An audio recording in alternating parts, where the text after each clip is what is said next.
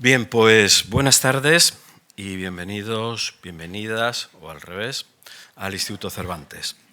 Ce soir, nous avons le plaisir d'accueillir un duo pour le moins inattendu. Un écrivain athée et un prêtre. Mais attention, ce n'est pas un curé de campagne, comme celui de Bernano. Non, c'est un prêtre du Vatican. Rien de moins que le nonce apostolique du pape en France, Monseigneur Celestino Migliore.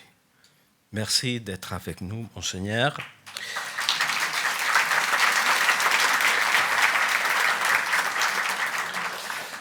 Et face à lui, un écrivain espagnol de tout premier plan, Javier Cercas.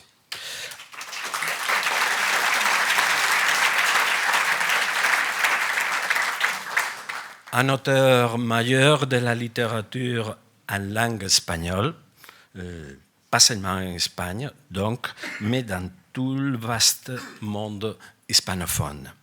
Merci à tous les deux d'avoir accepté notre invitation et de partager ces moments avec nous. Ce colloque sera animé par la journaliste Marieta Frias, que je remercie également.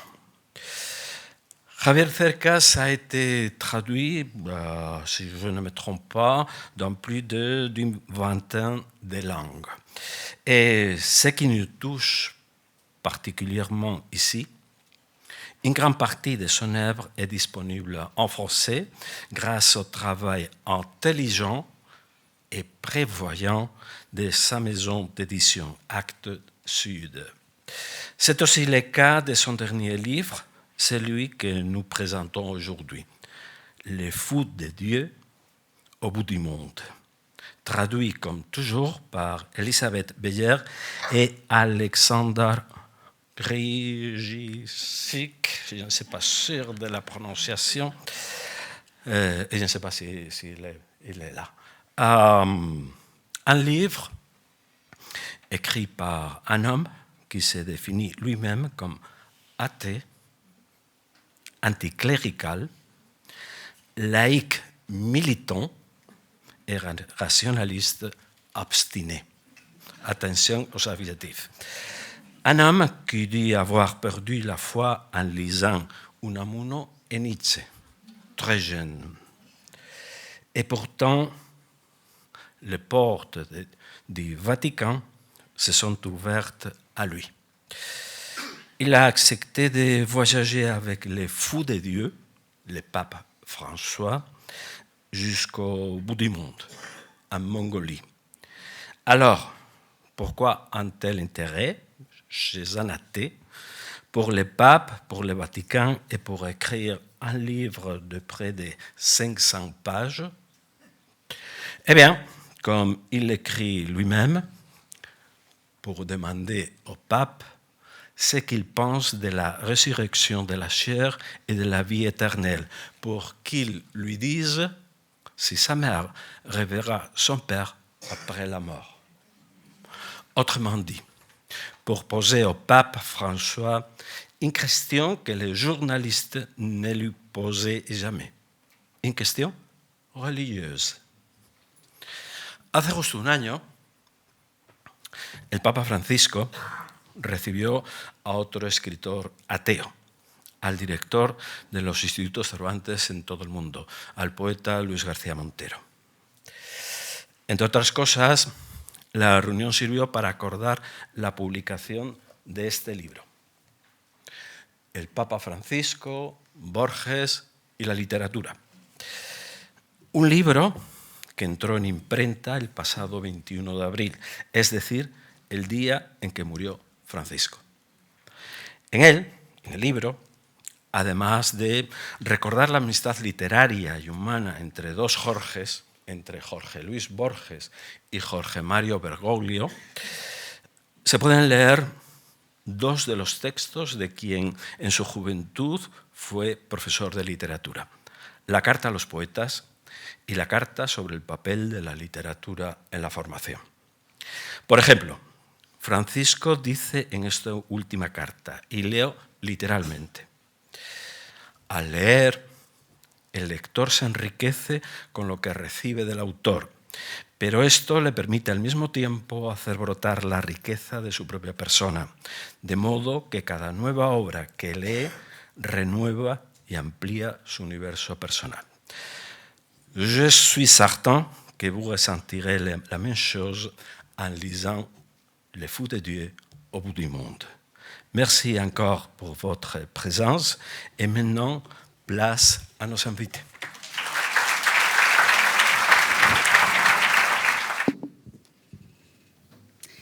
Pues muy buenas tardes y antes de empezar a dialogar con estos señores me van a permitir que haga una precisión.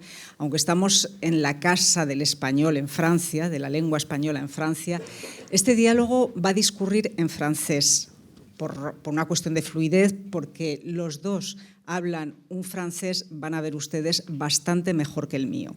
Así que sin más, empezamos. Monseigneur Celestino Migliore, merci d'avoir accepté cette invitation. Je vais vous présenter très brièvement. Vous êtes nonce apostolique en France depuis presque 5 ans. C'est le pape François qui vous avait nommé. Vous êtes le représentant du Vatican au Saint-Siège. Vous avez les rangs d'ambassadeur. Mais vous aimez dire que vous travaillez moins pour la diplomatie que pour l'Église. Vous avez travaillé en Égypte, vous avez travaillé à l'Angola et vous avez été nonce apostolique dans des pays comme la Pologne, la Russie et l'Ouzbékistan. Javier Cercas. Un gusto tenerle aquí con nosotros, escritor. Es usted académico de la Real Academia de la Lengua. Je continue en français parce que je vous vois et j'ai envie de parler en espagnol. Mais on s'était dit qu'on parlait en français. Je ne me trompe pas si je dis que vous êtes probablement l'auteur espagnol contemporain le plus lu au monde. Je suis sûre que beaucoup d'entre vous connaisseraient Soldados de Salamina, Anatomía de un instante, El impostor. Vos livres ont été traduits à plus de 30 langues, comme disait notre directeur. Actes Sud traduit aussi El loco de Dios en el fin del mundo, Les Fous de Dieu au bout du monde. Et on y va directement à parler de ces livres extraordinaires que je ne sais pas très bien si qualifier d'un roman, un roman policier, un thriller. Il y a toujours cette intrigue jusqu'au bout qu'on ne va pas dévoiler, je vous dis tout de suite. Vous avez fait... le parcours est impressionnant. C'est le Vatican qui vient vous chercher, qui vous fait cette proposition. Vous ne pouvez pas ne pas accepter, j'imagine. Et vous faites plein de rencontres. Moi, ma première question avant de rentrer dans le livre, c'est, après toutes ces rencontres avec des religieux, des croyants, des catholiques, si vous n'êtes pas, vous, agnostique, pas croyant du tout, si vous n'êtes pas devenu un peu plus catholique, est-ce que vous êtes devenu au moins un peu plus chrétien? Bonsoir.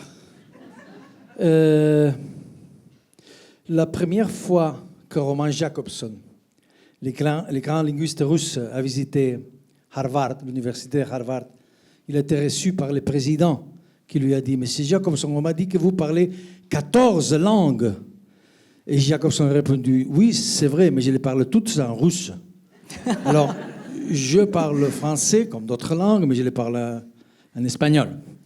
Et je m'excuse. Bon, cette question... oui, c'est très intéressant. Ce livre a été une chose extraordinaire, une opportunité extraordinaire. C'est-à-dire, le Vatican n'avait jamais ouvert les portes en écrivant. Plus de 2000 ans d'histoire, ça n'est jamais passé. Et, alors, c'était une opportunité incroyable, extraordinaire. Ce livre a changé ma vie, complètement. Un livre qui ne vous change la vie ne peut pas être un bon livre. Un livre, c'est une aventure, avant tout. Et une aventure qui ne vous change pas la vie n'est pas une vraie aventure. La littérature, c'est un plaisir, comme le sexe. Mais aussi, c'est une forme de connaissance, comme le sexe. C'est pourquoi, quand quelqu'un me dit qu'il n'aime pas la littérature, j'ai seulement besoin de lui donner les condoléances. C'est comme quelqu'un qui n'aime pas le sexe. Et la connaissance vous change nécessairement.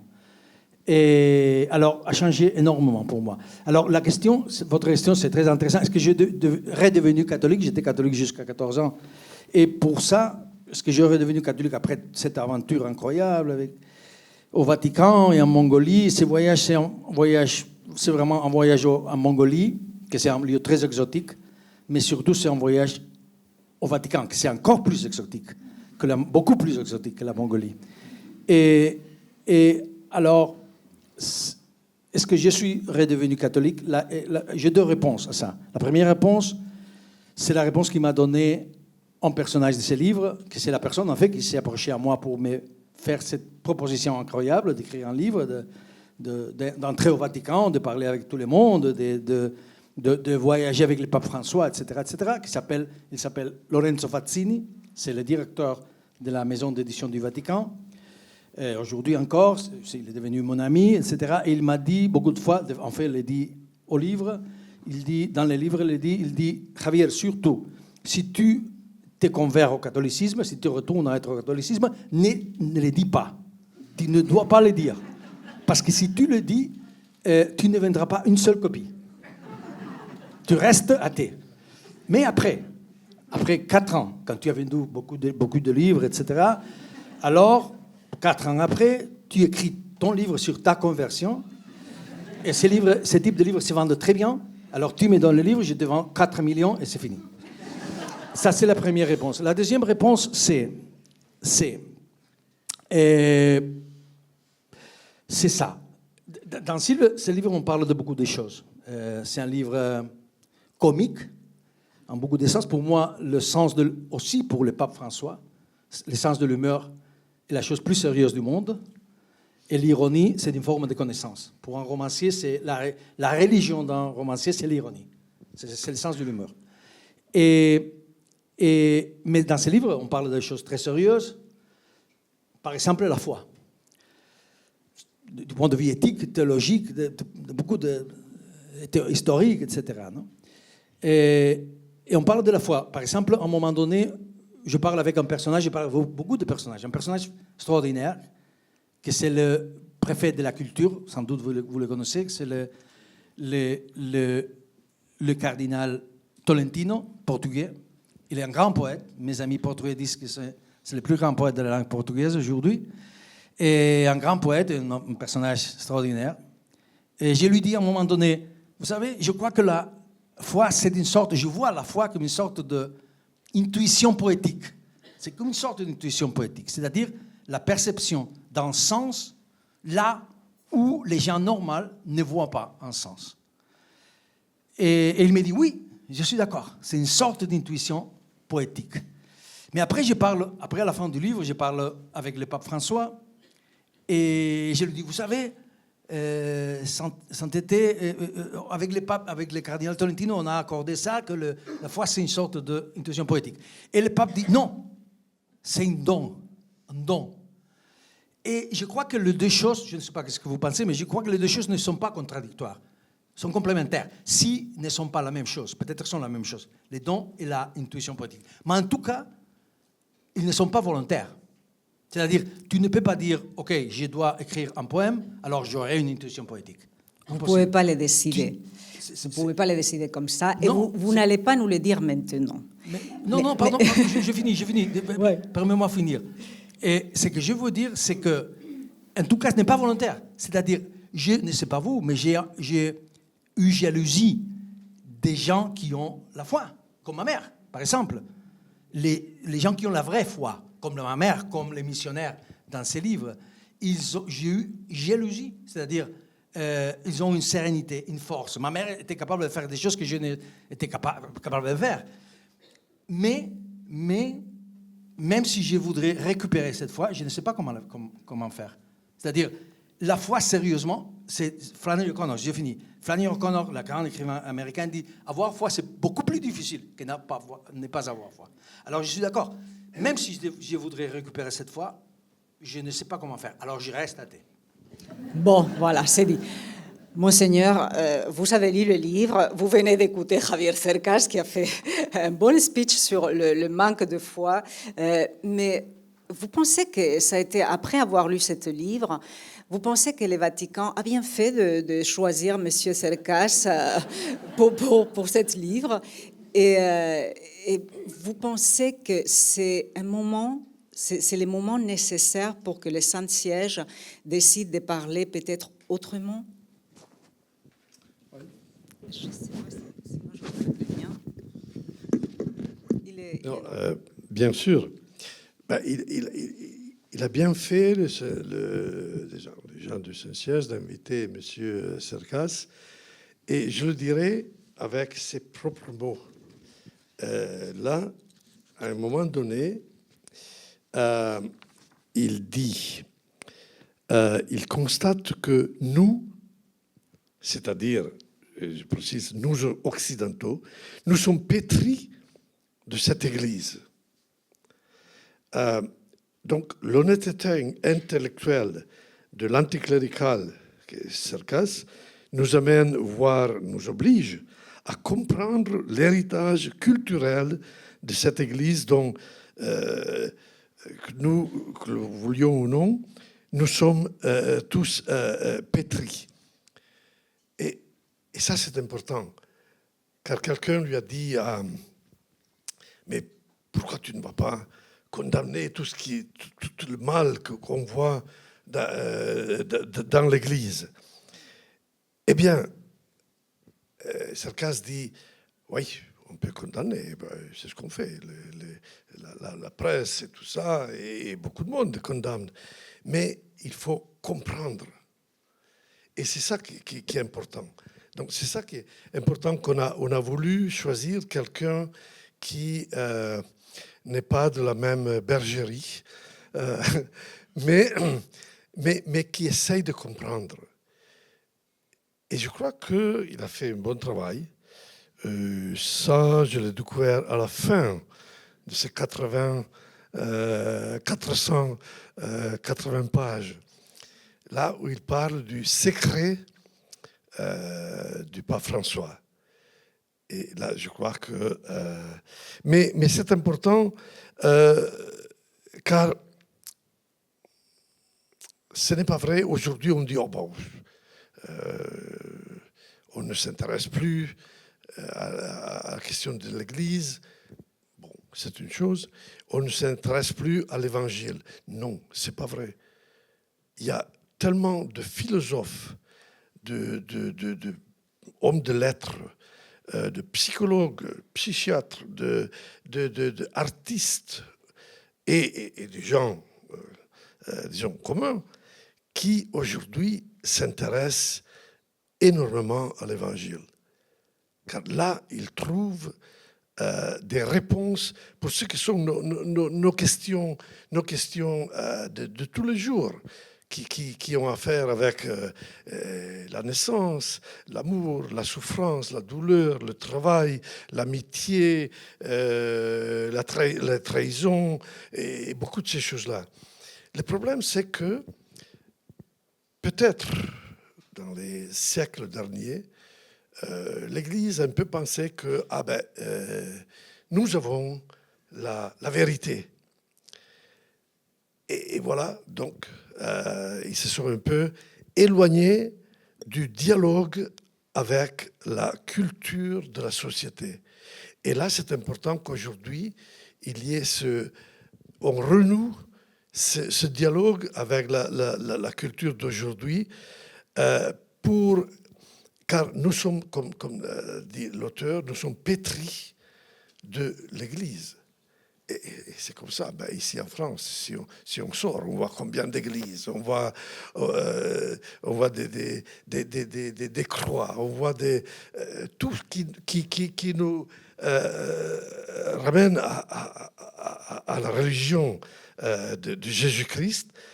Mais aujourd'hui, quelqu'un qui passe devant l'Église ne sait plus ce que c'est.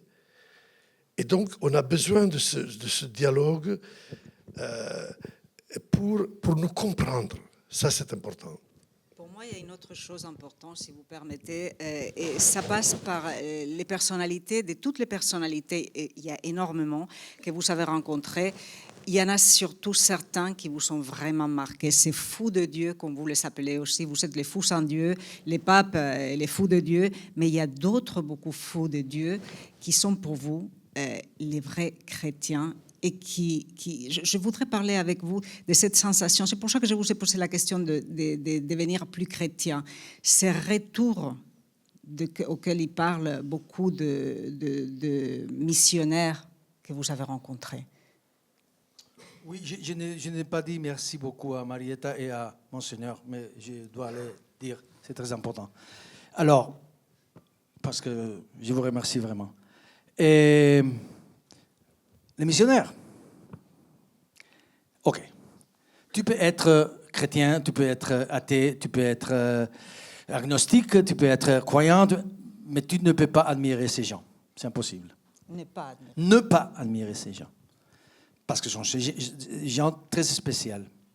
Et quand le fou sans Dieu, c'est-à-dire moi-même, une version de moi-même, une variation de moi-même, que c'est le protagoniste du livre, c'est le jeu du livre, le narrateur du livre, retourne après avoir connu les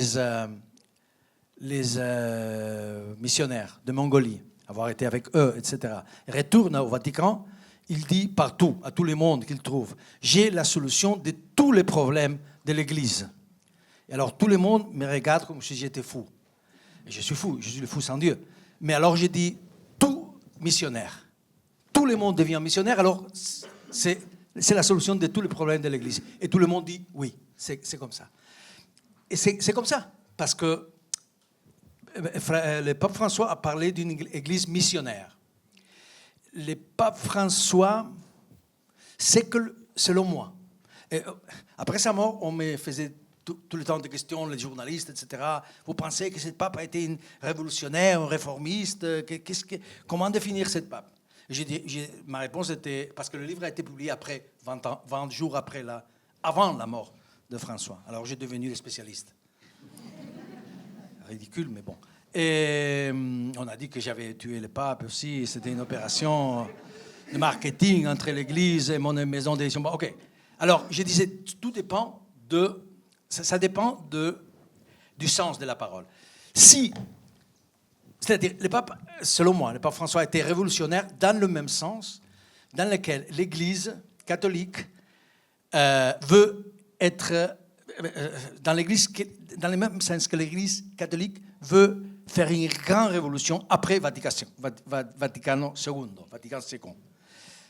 Et quelle est cette révolution? Selon moi, c'est très simple et en même temps très complexe. Quand le premier entretien qu'on a fait à François, Pape François, après être élu, l'a fait un personnage de ce livre qui s'appelle Padre Spadaro. C'était l'intellectuel, je ne sais pas si vous le connaissez, plus proche, vous le connaissez très bien, plus proche à François, selon moi. Il était jésuite comme lui, etc. Il voyageait avec lui, etc. Et il a fait le premier entretien. Il lui a dit, alors, finalement, qu'est-ce que vous voulez faire avec l'Église? Et quel est votre projet?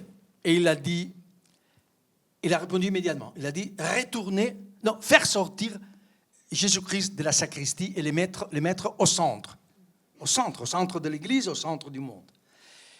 Et c'est ça la révolution. Et c'est une grande révolution. C'est impossible, pardon, je parle trop, mais vraiment, sinon je ne peux pas exprimer ce que je veux dire. Et sinon, il n'a pas de sens, ça. C'est impossible d'écouter cette réponse sans penser à une histoire qu'il connaissait très bien, François connaissait très bien, que c'est la fable du grand inquisiteur de Dostoïevski, qui est dans le frère Karamazov. C'est une histoire extraordinaire. Au centre de ces livres extraordinaires, c'est cette fable. La fable, c'est ça. C'est l'histoire de ces grands inquisiteurs qui représentent, c'est l'incarnation de tous les maux de l'Église, toutes les choses mauvaises de l'Église, le constantinisme, c'est-à-dire l'association avec le pouvoir, le cléricalisme, c'est l'idée que le prêtre est au-dessus des fidèles, tout. C'est un homme qui fait peur, qui est entouré d'esclaves, entouré de... vraiment peur. Et il va entrer dans une église quand Jésus-Christ, sorti de la sacristie, apparaît là, nu, avec toutes ses blessures, comme ça. Et alors, le grand inquisiteur lui dit, mais, horreur, qu'est-ce que vous faites ici? Mais qu'est-ce que vous faites ici? Mais non, vous retournez à la sacristie immédiatement, parce que c'est nous qui doit administrer votre héritage. Vous devez retourner là, parce que vous avez venu ici pour faire des choses très dangereuses, que les gens ne veulent pas faire. Par exemple, vous avez venu ici libérer le monde. Mais qu'est-ce que c'est ça? Non! Il dit des choses incroyables. Hein? Il dit littéralement, les hommes ne veulent pas la liberté. Quand vous les donnez la liberté, immédiatement, veulent être esclaves, etc., etc., etc. Alors, qu'est-ce que voulait faire François? Selon moi, qu'est-ce que l'Église veut faire et selon moi, doit faire? C'est Vatican II, comme je le lis. Et sans doute, François, retourner au christianisme de Christ. Et le christianisme de Christ, comme nous savons très bien, hein, et Monseigneur le sait très bien, n'est pas le christianisme qu'on a connu. Il faut retourner à l'évidence, aux évangiles. Christ était un homme dangereux, très dangereux, était un subversif, était un révolutionnaire, était un homme qui disait des choses très dangereuses. Je n'ai venu pas ici apporter la paix, mais l'épée, la spada, l'épée. Il disait tout le monde, tous les hommes, tous les hommes sont égaux dans un monde où dominait complètement l'esclavage. Mais aujourd'hui, ça c'est très dangereux. Il s'entourait des gens, des pauvres, des gens sans importance, pas des riches et pas des gens de pouvoir, de prostituées. Il a été crucifié pas pour créer l'emblème magnifique, extraordinaire de la croix. Il a été crucifié parce qu'il était un homme très dangereux. Parce que la crucifixion était les châtiments pires pour les prix criminels, etc., etc. Alors, ce n'est pas ça le christianisme un christianisme révolutionnaire qu'on a connu. Nous avons connu en Espagne, particulièrement en France, mais en Italie, mais un peu partout, surtout dans les pays où le christianisme, où l'Église a triomphé, le catholicisme a triomphé, un catholicisme qui est avec les pouvoirs, qui est avec les riches, qui est avec, etc. Et alors, ça c'est la grande révolution qui a voulu faire François, que l'Église doit faire, retourner aux origines. Est-ce qu'il a fait cette révolution, François? Bien sûr, non. C'est impossible. Un pape ne peut pas faire cette révolution. Une des choses que j'ai appris, et vous connaissez très bien, mais je crois que la plupart des gens ne le savent pas, c'est que l'idée qu'un pape peut faire tout, qu'il a le pouvoir absolu, c'est ridicule. C'est ridicule. Un pape ne peut pas dire demain, OK, les femmes peuvent dire la messe. C'est impossible parce qu'il y a un schisme immédiatement, etc., etc. Alors, c'est ça la révolution que voulait faire François, la révolution que l'Église... Peut-être on a besoin pas d'un pape, mais de 20 papes pour la faire. C'est énorme. D'ailleurs, dans votre livre, il y avait quelqu'un qui vous disait on aurait besoin de 10 papes François pour réformer l'Église, pour que l'Église devienne cette Église chrétienne. Il y en a qui parlent même de retour aux catacombes. Mais je ne sais pas, Monseigneur, si vous êtes d'accord avec cette idée. Si, pardon? Si Monseigneur est d'accord avec cette idée de retourner aux catacombes. Mais non, pas du tout. Mais surtout, ces jours-ci, si on lit les journaux, et je dirais certains journaux catholiques, alors on pense que, bon, dans une semaine, dans 10 jours, l'Église va s'effondrer, n'existera plus. Mais quand on va... moi, toutes les semaines, hier j'étais à Mende, c'était un petit trou dans la Lozère. Et bien, on parle avec les gens, on parle avec... on a l'impression contraire, que les gens veulent... Il y a une soif, comme cette année, ici en France, il y a eu 18 000 néophytes, c'est-à-dire des gens adultes, et une moitié adultes, une moitié d'adolescents qui ont demandé le baptême. Et on demandait aux adolescents, on dit, mais toi, tu viens d'une famille qui n'est pas catholique, pas religieuse du tout, mais pourquoi tu demandes le baptême?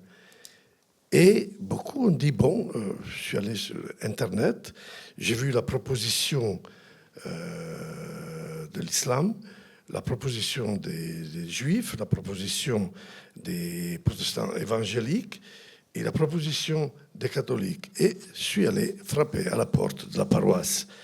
Bon, ça veut dire que tout à l'heure, vous disiez qu'il faudrait avoir 20 papes, 10 papes comme François. Je crois que pour avoir la révolution, il faut avoir le peuple, pas tellement le pape. Des gens qui sont convaincus qu'il faut retourner à l'évangile vécu. Voilà. Donc c'est ça qui fait... Et on voit ici en France, déjà il y a une vingtaine d'années, les théologiens qui sont toujours ceux qui pensent, donc ils ont fabriqué cette expression. Ils ont dit, en France, on est en train de passer, l'Église est en train de passer de l'encadrement à l'engendrement. Et qu'est-ce que c'est l'encadrement? L'encadrement, c'est bien tant de baptêmes, tant de mariages à l'église, tant de communions, tant de funérailles religieuses. Voilà, l'église est là, bien solide et présente et tout ça. Mais maintenant, toutes ces questions de statistiques, ils sont en train un peu de... Et puis, il y a l'engendrement. L'engendrement, c'est-à-dire engendrer à la foi. Et aujourd'hui, c'est surtout pour ceux qui veulent voir et admettre, c'est surtout parmi les jeunes ici en France, qu'il y a un foisonnement d'initiatives, d'associations, qui, pour engendrer à la foi et à une foi pratique, une foi qui aide les gens, une foi qui sort dans les rues, une foi qui et voilà. Donc, moi, je suis extrêmement... laissons tomber l'extrêmement. Je suis piémontais. Les piémontais n'utilisent jamais les superlatifs. Simplement, je dis, je suis positif, je suis optimiste, mais plus qu'optimiste, je suis réalistiquement positif sur l'Église, par exemple, ici en France. Et je l'avais dit à Pape François. Il m'a demandé, mais comment tu vois je dis, l'Église en France est une Église créative et courageuse. Courageuse, car oui, on voit qu'il y a des scandales, on voit qu'il y a des problèmes, et tous les jours, il y en a. Mais le courage, c'est d'être créatif, donc d'engendrer à la fois quand même, et c'est quelque chose qu'on fait ici. Je voudrais dire des choses. Je veux dire d'abord que les missionnaires, tels que je les ai vus, qui représentent ce retour au christianisme du Christ. Ça, c'est pourquoi François parlait d'une église missionnaire. C'est-à-dire, ce sont des gens qui font exactement ce qu'ils faisaient les chrétiens avec Christ. C'est-à-dire abandonner tout, c'est-à-dire la maison, ta famille, ton pays, tes ambitions économiques, blablabla, et aller en Mongolie, à la fin du monde, 50 degrés moins 0, un pays complètement bouddhiste, tradition bouddhiste, avec moins de 1500 catholiques avant le voyage de François. Je ne sais pas si après il y a 501, parce que c'est très difficile. Et qu'est-ce qu'ils font là? Ils ne font pas, je ris beaucoup dans les livres de l'idée que nous avons en Espagne particulièrement, le missionnaire qui va avec les conquistadors et tue des gens pour les convertir. Ce que j'ai vu, là, sont des gens qui vont aider. Qui vont aider les malades, les vieux, les femmes maltraitées, etc., etc., etc. Et basta. Alors, c'est ça exactement. Mais ça, c'est un christianisme très radical, vécu avec grande radicalité. J'étais avec le cardinal Zuppi à Assisi, je vous ai raconté, et il a dit une chose que c'est très exact. Il a dit, c'est impossible de vivre la foi sans radicalité. Mais aujourd'hui, je ne suis pas aussi optimiste que vous l'êtes, je ne suis pas croyant. Mais il y a pour beaucoup de gens, cette vision radicale du christianisme que le pape François avait d'une forme évidente, a été très disruptive. Comme vous savez très bien, il dira non, mais c'est la vérité. Très disruptive dans l'Église catholique. Pas les grandes hiérarchies nécessairement. Hein. Je parle de gens normaux qui disent, bon, cette vision si radicale du catholicisme, si radicale du christianisme, d'abandonner tout et de vivre est trop pour nous. Nous pensons au catholicisme, au christianisme plus tranquille, et plus modéré, conservateur, etc. etc. Et c'est pas... Je ne suis pas si optimiste. Je crois qu'en Europe, et vous savez très bien que les nombres sont en Espagne, par exemple, une catastrophe totale. C'est comme ça. Et par des raisons historiques qu'on comprend très bien. Mais le pape allemand, Benedicto, il parlait, vous vous souvenez très bien, et je crois qu'il avait raison. Il était un homme très intelligent. Il disait, le futur peut-être de l'Église, c'est une Église plus petite et plus militante. Alors, peut-être, l'Église a été énorme. Quand on pense à l'Église catholique, c'est incroyable. Plus de 2000 ans d'histoire. Tous les empires ont crôlé. L'Empire romain, l'Empire espagnol, l'Empire anglais. Mais l'Église est là, toujours. Plus de 2000. Ça n'existe pas rien comme ça. Et énorme, et partout, effectivement, et partout, absolument partout. A été tout l'Église catholique.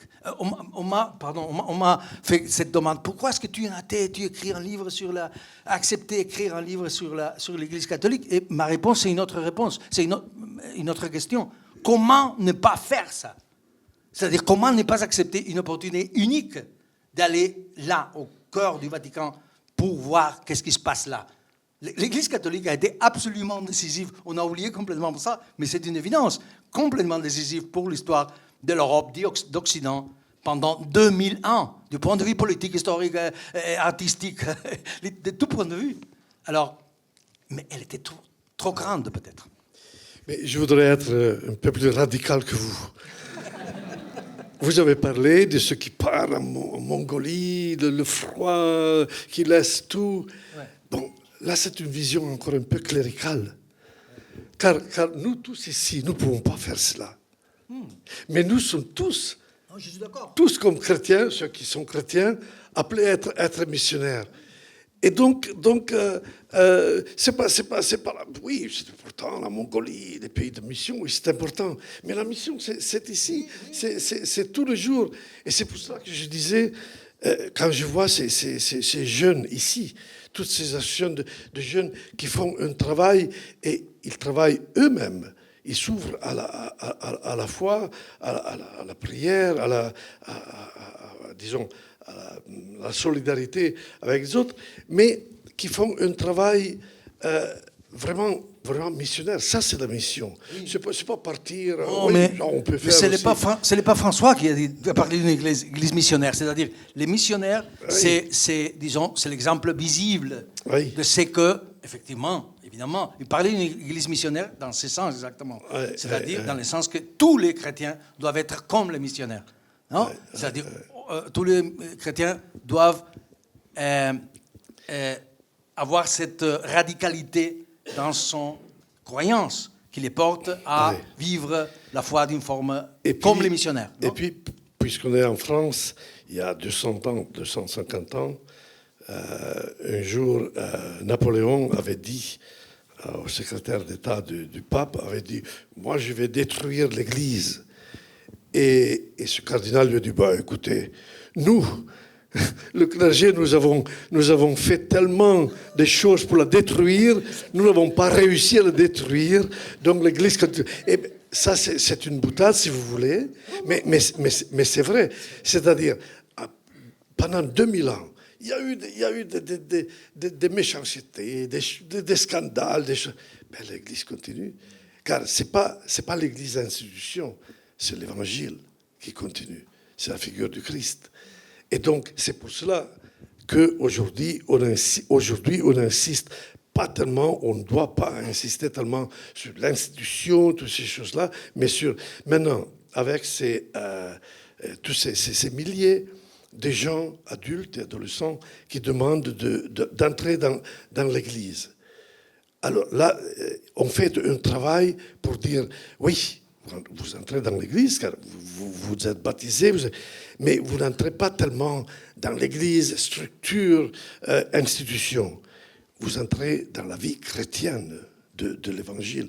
Et c'est pour cela qu'il faut trouver, et on est en train, par exemple, j'ai vu à Lyon, ces jours-ci, ils ont lancé les fraternités catéchuménal, des catéchumènes, ceux qui se préparent pour être baptisés et puis sont baptisés, pour les accompagner, mais dans la vie concrète, dans la vie chrétienne concrète, pas tellement pour être un jour là sur l'autel avec une aube, quelque chose, à toucher le calice ou des choses comme ça. Ça c'est pas important. L'important, c'est la vie. Et je vois que, surtout, parmi les jeunes, aujourd'hui, il y a cet intérêt. Ouais. Ce qu'on a vu ce week-end, c'est un moment important. Et je vais parler de langage parce que vous avez quelque chose à dire sur le langage de l'Église avec les gens que vous avez côtoyés. Mais j'ai l'impression, je ne sais pas si je me trompe, que l'Église aujourd'hui essaye d'avoir un langage qui s'approche des jeunes. Et ce week-end, je ne sais pas si c'était samedi ou dimanche, il a été canonisé un jeune de 15 ans hier. Il sait un sang d'à peine 15 ans et on l'appelle les geeks de l'Église. Il s'appelle Carlo Acutis. Hein?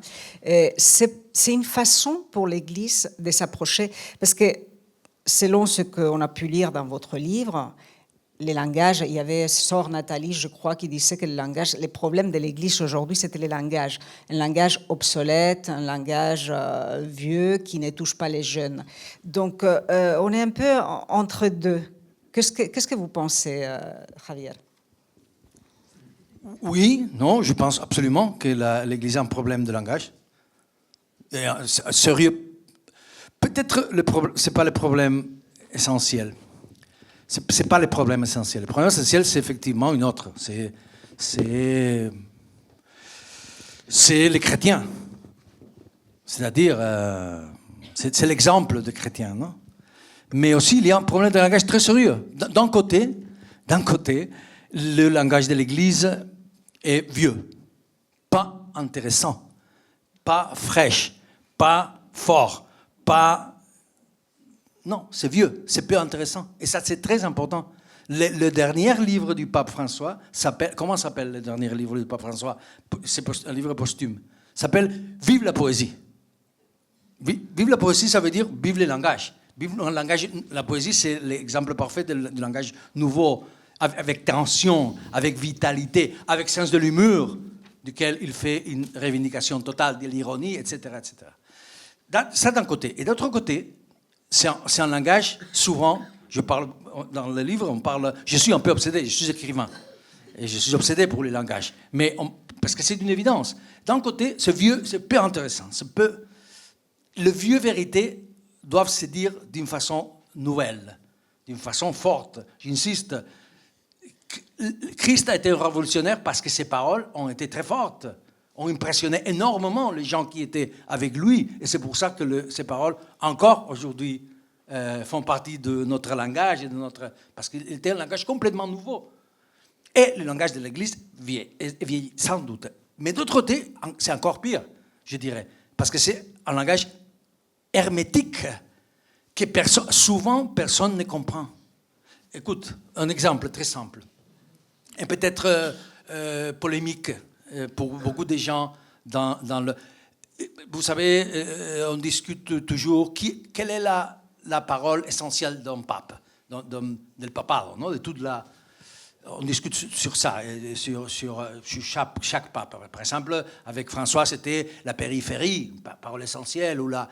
Bon, pour moi, la parole essentielle, c'est une parole que personne ne comprend pas. Rien. Zéro. La parole, c'est synodalité. Combien de personnes comprennent ici cette parole, s'il vous plaît? Une? Oui, une. Bravo. Une, deux, trois. Êtes-vous sûr de le comprendre? Bon, si vous êtes prêts, bravo. Et personne ne comprend ces paroles. Et ces paroles, c'est complément fondamental. C'est vrai ou non? Qu'est-ce que c'est la synodalité? Passer d'une église verticale à une église horizontale. Passer d'une église, et ici vient... Comment exprimer ça? Qu'est-ce que c'est la synodalité? Pour moi, c'est, et ça, je sais que peut-être vous ne serez pas d'accord, pas tout le monde dans le Vatican n'est pas d'accord avec moi, mais c'est une forme de démocratisation de l'Église, dans le sens Pas dans le sens que l'Église doit avoir parlement, c'est-à-dire démocratie libérale, parlement, élection, etc. Mais dans le sens, qu'est-ce que étymologiquement veut dire démocratie? Pouvoir du peuple. Et la synodalité, c'est pouvoir du peuple, du Dieu, dirait François. C'est-à-dire comment c'est que les catholiques, et pas seulement les catholiques, pensent sur l'Église, c'est important pour l'Église. Il y a une participation. Qu'est-ce que ça veut dire Église? Assemblée. L'Église est assembléaire, originellement. C'est pas les synodalités, c'est-à-dire cette démocratisation de l'Église, c'est pas une invention de François. Même c'est pas une invention, mais c'est important au Vatican II. C'est le fait des apôtres. On dit ça en français, le fait des apôtres, los hechos de los apóstoles, c'est-à-dire les actes des apôtres, où les chrétiens, comme vous savez très bien, se réunissent pour discuter des problèmes qu'ils ont, etc., et finalement décident ça ou là. Alors, pourquoi pas parler écoutez, ça c'est important, parce que de ce point de vue, l'Église peut-être peut nous enseigner des choses aux laïcs, parce que un des problèmes peut-être fondamentaux de notre temps, c'est que la démocratie est en crise, parce que la démocratie ne peut pas être votée chaque 4-1 et basta. C'est pauvre.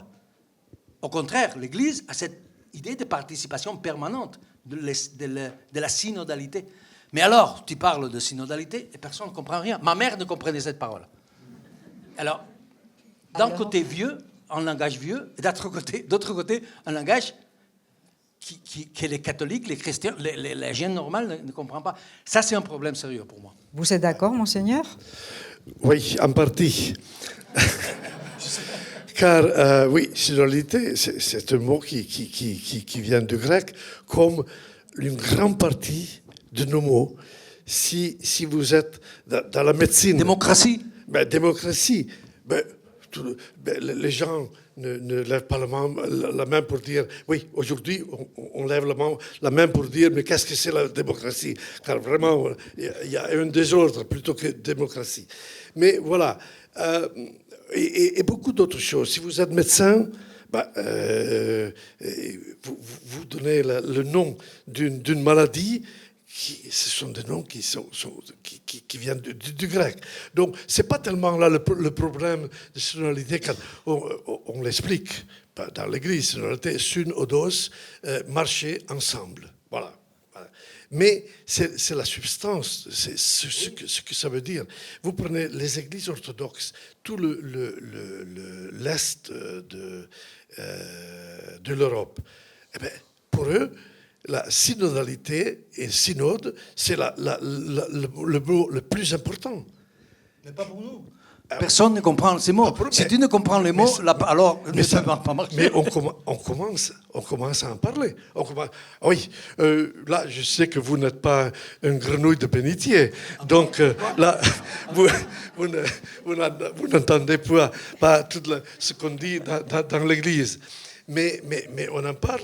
Et surtout, la synodalité, justement, comme vous disiez, c'est pas de rendre l'Église sur un schéma de démocratie parlementaire, mais c'est de mettre en relief le propre de l'Église, que c'est la communion, la fraternité, donc l'écoute réciproque.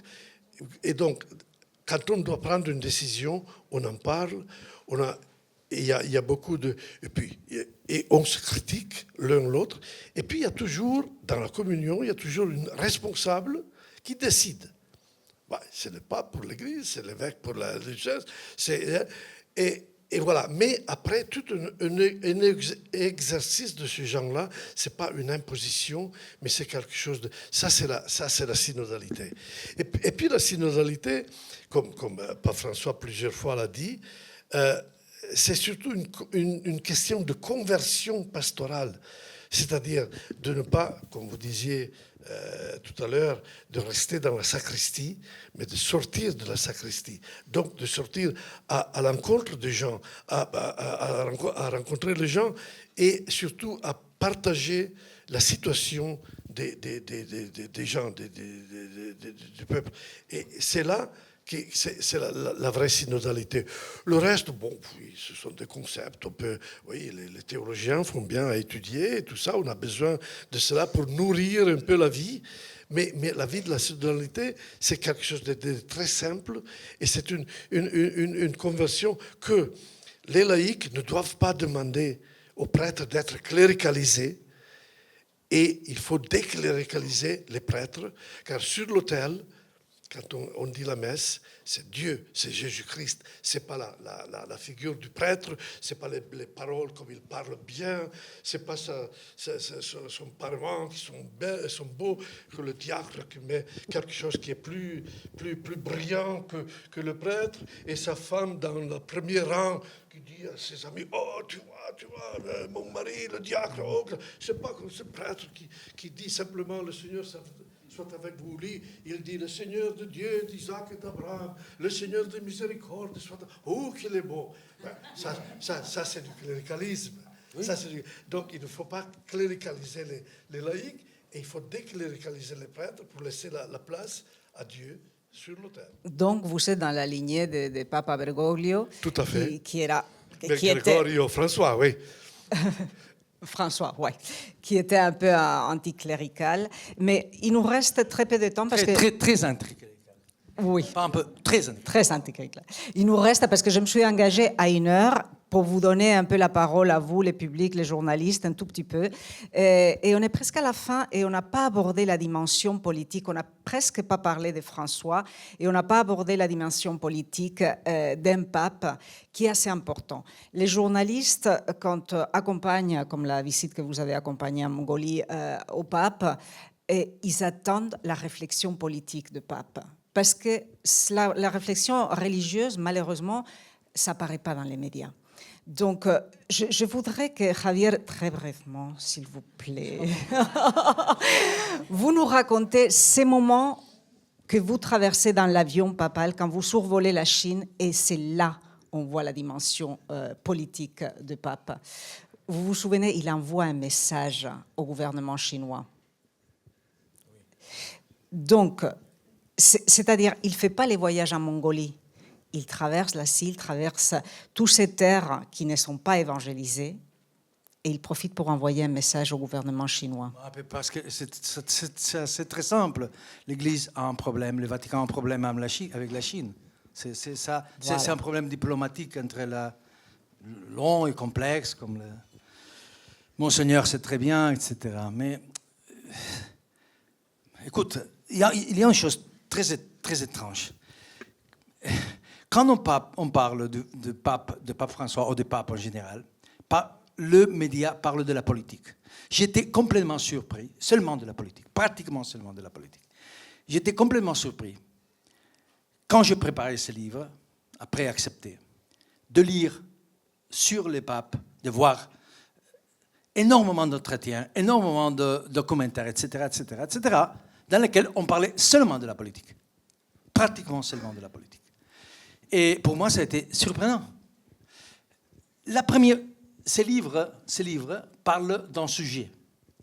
Le sujet, c'est « Si ma mère verra mon père après la mort ». Ça, c'est le sujet.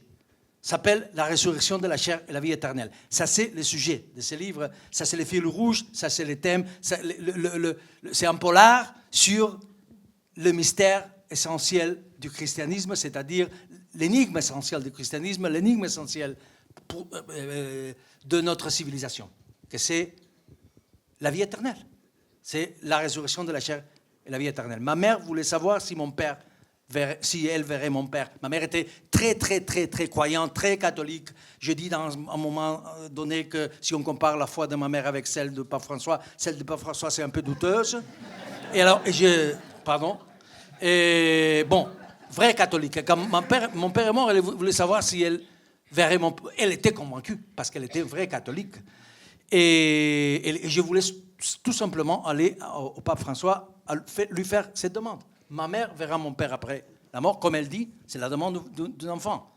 Et écoutez, quand j'ai arrivé au Vatican, et j'ai dit à Paolo Ruffini, à les gens du Vatican, ils m'ont dit, qu'est-ce que tu veux parler avec le pape? On nous a dit que vous voulez faire une question. J'ai dit, je tout simplement veux parler de ça. Veux lui demander si ma mère verra mon père après la mort.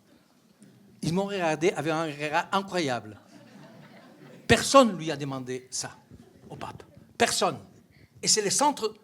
Bon, ils m'ont dit ça. Journaliste, non, je parle journaliste, bien sûr. Genre, je ne sais pas, mais ils m'ont dit, cette question, on ne l'a pas posée.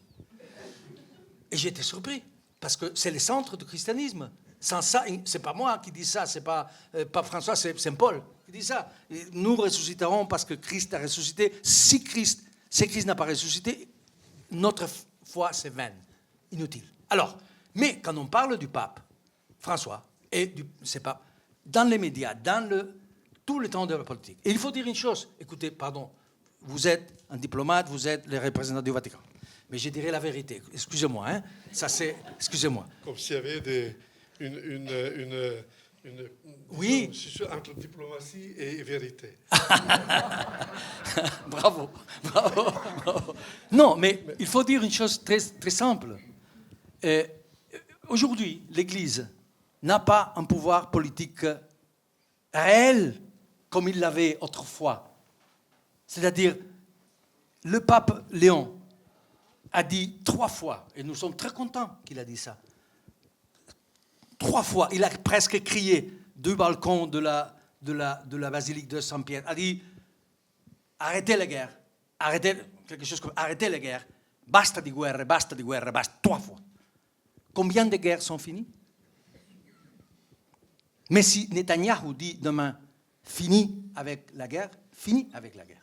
Alors, oui, bien sûr, l'Église, c'est un État. Il y a des siècles, le pape avait une armée, avait un pouvoir énorme, etc., etc. Mais aujourd'hui, l'Église, comme vous savez très bien, n'est pas un pouvoir réel. Bien sûr, il a influence, il peut faire des choses, il peut ici, là, etc. Alors, ce qui est incroyable, c'est que la politique a caché souvent, pas nécessairement, je ne dis pas que la faute, c'est totalement de l'Église. Non, c'est pas vrai. Les journalistes ne savent pas souvent. Par exemple, quand j'y allais en Mongolie, tout le monde voulait parler de la Chine. La Mongolie n'existe pas. Pourquoi? Parce que la Chine, c'est un pays très important, blablabla, il y a un conflit diplomatique, etc. Mais le pape, c'est un pape parce qu'il a un pouvoir spirituel pour beaucoup de gens. C'est un leader spirituel, ce n'est pas un leader politique comme M. Macron ou M. Netanyahou ou M. qui ont un pouvoir immédiat, réel, vrai, etc., etc. Alors, je ne voulus pas cacher la dimension politique de l'Église. Évidemment, il y a une dimension politique. Mais ce qui est incroyable, c'est que la dimension vraie, que c'est la dimension spirituelle, apparemment, c'est caché. C'est un paradoxe notable, un paradoxe visible, non, au moins. Et alors, on fait quoi? Mais je répondrai simplement avec une question. Une fois, quand j'étais à Moscou, j'étais à Rome pour préparer la visite de Poutine au pape François. Alors, je dis pape François, plusieurs choses. Et à un moment donné, il m'a regardé un peu comme ça, avec un sourire. Il dit, oh, mais tu sais, moi je reçois pas mal de chefs d'État, chefs de gouvernement qui viennent ici. Bon, il y a quelqu'un qui vient pour parler des questions géopolitiques. Bon, alors j'accepte, je parle. Mais ce n'est pas ça ce qui lui intéresse. En général, il y a des gens à ce niveau-là. Et il m'a dit, comme récemment, il y a eu le président d'un pays important, tous les pays sont importants, mais il n'a pas dit lequel, est venu et m'a dit, écoutez, moi je connais bien ce que vous, pape, vous pensez, vous dites et vous faites. Vous connaissez très bien ce que je pense, ce que je dis, ce que je fais. Laissons de côté cela. J'ai une question. Les catholiques disent que vous êtes le représentant du Christ sur la terre. Mais dites-moi, vous croyez que Dieu existe? Et le pape François dit, voilà, j'aime parler de ces choses-là avec ces gens. Donc là c'est la politique. Une autre fois, j'étais dans l'an 2000, quand j'étais à Rome, je faisais souvent des voyages, Et donc, j'ai fait 3 voyages en Corée du Nord. Et là, un soir, pendant un déjeuner, le ministre des Affaires étrangères vient. Ben, il savait qu'on avait du bon vin. Il a dit, je viens pour prendre un verre de... Très bien. Mais on savait qu'il ne venait pas simplement pour cela. À un moment donné, il me dit, le pape ira, c'est encore Jean-Paul II, ira aux Philippines. Est-ce que c'est envisageable de lui proposer un stop-over à Pyongyang qui n'a pas besoin de sortir de l'avion? C'était ce qu'il voulait, qu'il ne sorte pas. Mais qu'il lance un appel à la communauté internationale pour enlever l'embargo. Et moi, je lui dis, écoutez, moi, je suis simplement sous-secrétaire, donc j'ai besoin de parler avec... Mais dans ce cas-là, moi, je peux vous dire tout de suite ce que je sais que le pape pense. Il vous dirait la même chose qu'il a dit il y a quelques mois dans sa première visite à Cuba. Qu'est-ce qu'il a dit? Il a dit, justement, quand il parlait de l'embargo, il a dit, Cuba, ouvre-toi au monde et le monde s'ouvrira à toi. Le ministre a fini son verre, il est parti. Et c'est fini. Donc voilà. Mais c'est important qu'il y a... Une autre fois, quand j'étais à l'ONU, on parlait un peu de toutes ces questions. Et il y avait une réunion régionale d'ambassadeurs de l'Afrique. Et moi, j'ai dit, moi, je n'ai rien à faire. Mais il y a l'ambassadeur du Sénégal qui a dit, non, tu viens, que c'est important. À un moment donné, il y a eu toute une discussion. Et il y a eu un ambassadeur qui s'est levé et a dit, oui, je suis content, et je crois que beaucoup de mes collègues sont contents qu'ici, à l'ONU, il y a parmi nous la voix de la raison et du bon sens. Et il a dit, c'est le Saint-Siège. Donc, le Saint-Siège n'a pas de force économique, n'a pas une armée, il n'a que la parole. Mais c'est ça qui... et c'est pour cela qu'il y a des foules entières de chefs d'État, de gouvernement, de parlement, tout ça, qui vont voir le... Après, ils font ce qu'ils veulent, car il y a la démocratie, il y a le vote. Mais ils veulent écouter, ils veulent savoir. Donc, c'est une présence, c'est pas pour rien qu'après 2000 ans, elle existe encore. Voilà. Je veux dire des choses. Une, il y a, je ne sais pas qui était le diplomate français qui a parlé avec, c'est très fameuse cette anecdote, avec Staline sur les papes. Et Staline a demandé, mais combien de divisions armées a les papes? Et la deuxième chose, rapidement, à Dieu, non, au César, c'est que c'est du César, et à Dieu, c'est que c'est de Dieu. Alors, c'est très bien que l'Église n'a pas un pouvoir politique vrai, c'est très bien, c'est formidable, c'est bien. Mais alors, comment on peut parler tout le temps de la politique dans les médias? Ça, c'est un paradoxe, c'est ce que je voulais souligner. C'est bien, c'est formidable. L'erreur était quand mais vous dites, ce sont les médias qui parlent. Oui. C'est pas l'Église qui parle. Voilà. Oui. Il faut le spécifier. Les médias, ils sont intéressés à cela. Oui. Mais tous les gens qui étaient dans ces voyages, tous les journalistes, tous les journalistes, qui avaient une centaine de journalistes dans le même avion. Et quand est-ce qu'on parle dans le monde, le pays? Le Corriere della Sera de l'Église, quand le pape François disait l'Ukraine, je ne sais pas, blablabla. C'est un grand paradoxe. C'est ça que je veux souligner. Est-ce qu'il y a un journaliste dans la salle qui veut prendre la défense de la profession? Et en même temps, c'est normal, parce qu'un journaliste qui dit à son directeur, écoute, je veux faire un article sur la résurrection de la chair et la vie éternelle. Écoute... Bon, est-ce qu'on a le temps de prendre une ou deux questions encore rapidement?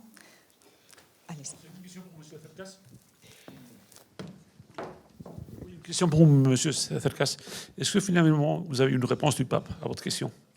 Si finalement, vous avez eu une réponse à votre question à la question pape de ma mère, la réponse est oui, j'ai eu une réponse. Et la deuxième réponse, c'est je ne peux pas dire quelle réponse.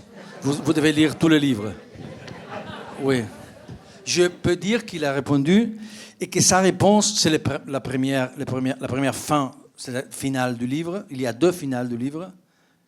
Et c'est la première finale du livre, la première fin du livre. Et que je peux dire aussi qu'Aristote serait très heureux. Parce que c'est en même temps la réponse du pape François à cette demande, que c'est, je dis, essentiel. C'est en même temps, Aristote disait, le final parfait, c'est en même temps surprenant et inévitable. Et c'est exactement la réponse du pape. C'est ça que je peux dire. Oui, et moi je le compléterai ce que vous-même vous avez écrit, car c'est très important. Alors, le pape vous dit tout cela, mais dit, mais le passage de la mort à la vie éternelle est au contraire essentiellement dans nos mains. C'est pas une chose. Oui, la résurrection. La résurrection, c'est pas une chose que ou voir son mari ou ne lisez pas ça, monseigneur, je vous prie, je vous en prie. Non, c'est comment révéler la fin d'un polar. J'ai lu dans votre. Donc il dit, c'est dans nos mains. Cela ne dépend pas d'une quelque prédestination divine, mais de notre libre décision, le choix de diriger notre existence vers l'image et la ressemblance de Dieu, c'est-à-dire diriger le meilleur de soi, intelligence, sensibilité, compétence, ressources, vers l'édification de la vie d'autrui. Mais c'est ça la résurrection. C'est pas mon livre, ça, hein. Je veux. Merci. Une dernière question.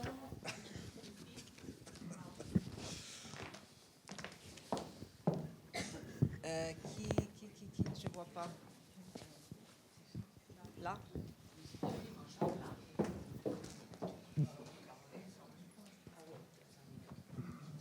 Merci beaucoup à tous. Juste une question qui n'a pas encore été posée. Merci, Javier, d'être là.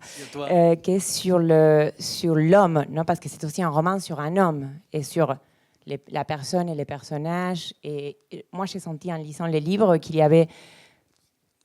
Mais c'est peut-être mon impression, mais j'ai senti que tout ce qui était un peu duel, complexe, autoritaire, tout ce qui était complexe, parce que c'est une vraie biographie sur le pape, tu les faisais tomber sur Bergoglio. Et après, il y avait les mythes, l'idéalisation, l'idée vers laquelle le pape vers laquelle il voulait aller. Ça, c'était Francisco, non? Et je me demandais, est-ce que tu as pu comprendre un peu plus sur cette... sur cet équilibre complexe entre... Oui, dans le livre, il y a... Le livre, c'est beaucoup de livres. Il y a une chronique, il y a un essai, c'est en partie un essai, c'est en partie une biographie aussi de François. C'est même une autobiographie d'un fou sans Dieu comme moi-même, éduqué dans le catholicisme et qui a perdu la foi, etc. C'est beaucoup de choses. C'est un pot-au-feu. C'est ça, le livre. Les romans peut être un pot-au-feu, non? Parce que cette capacité d'intégrer tous les genres et de les transcendre, non? De faire une autre chose. OK, alors oui, il y a dans les centres, je crois que le sujet, c'est l'Église, vraiment. Qu'est-ce qu'on fait aujourd'hui quand la plupart de nous, en Europe, en Occident, quand, en certain sens, dans le sens nietzschéen, on habite en mon sens Dieu? Qu'est-ce qu'on fait avec ça? Qu'est-ce que signifie l'Église aujourd'hui, ça, etc. Mais oui, c'est vrai que François, c'est au centre du livre. Et c'est un personnage extrêmement complexe. Et c'est logique, parce que nous tous sommes complexes. Et le pape ne c'est pas une exception. Et non, il suffit de regarder une chose avec attention, disait Flaubert, pour qu'elle devienne intéressante. C'est la même chose avec les personnes. Et le pape François, évidemment, n'était pas cette idée du pape parfait, blanche, immaculé, tout ça, c'est ridicule. Il était un homme. Si je dois définir cet homme, dirais ça. Il était un homme en lutte avec lui-même. C'est-à-dire, c'était un homme extrêmement conscient de ses faiblesses, de ses péchés, dirait lui-même, qui a lutté à mort vraiment pour être la meilleure version de lui-même.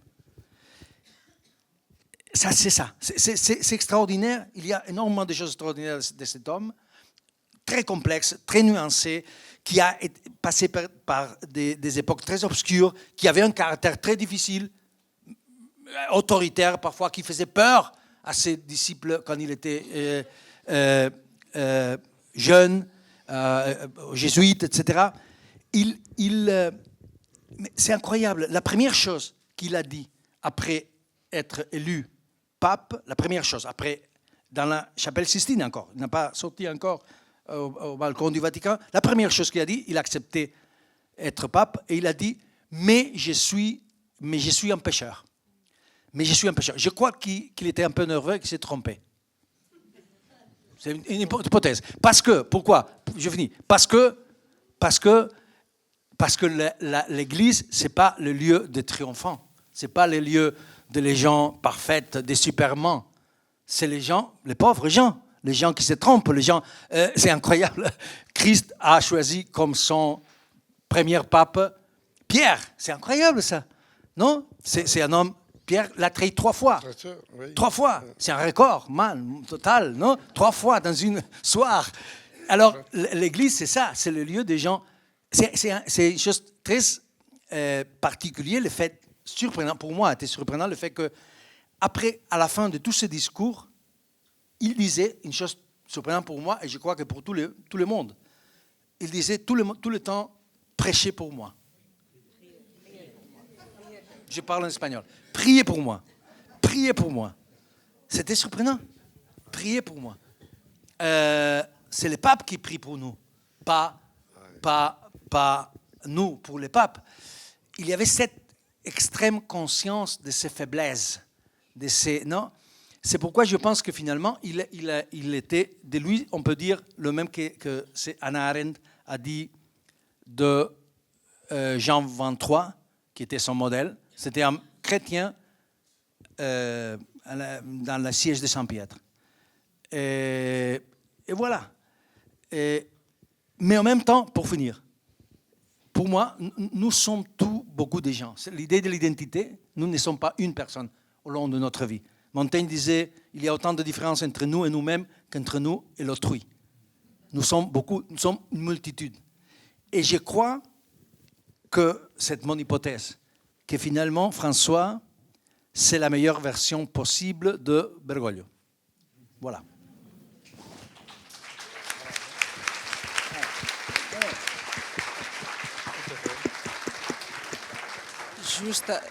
Juste un dernier mot, Monseigneur, très bref. Êtes-vous d'accord? Et j'ai une dernière question. Est-ce que Léon XIV va suivre les chemins qu'il a tracés Bergoglio? Mais heureusement, chaque pape, c'est un homme qui a une culture, une histoire, une tradition, et ça reste collé à sa personnalité toute la vie. Donc, et puis, ce qui m'a vraiment touché, frappé quand j'ai vu la première apparition de Pape Léon, c'est sa liberté intérieure. Et du premier moment, on aurait dit qu'il a été pape depuis longtemps. Il était vraiment... Alors, succéder au pape François, ce n'était pas facile. Donc, c'est cette liberté intérieure qui a dit, bon, le pape François a fait de grandes choses, et moi, s'ils m'ont élu, et l'Esprit Saint, comme nous croyons, a piloté cette élection sur lui, ça veut dire que je ferai ce que je peux, je sais faire.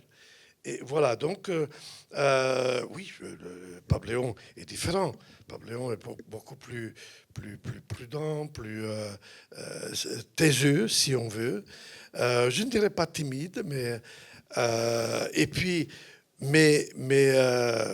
je suis extrêmement content avec cette élection. Moi, je le connaissais déjà un peu, car il était préfet pour la nomination des évêques, donc là, on travaillait avec lui.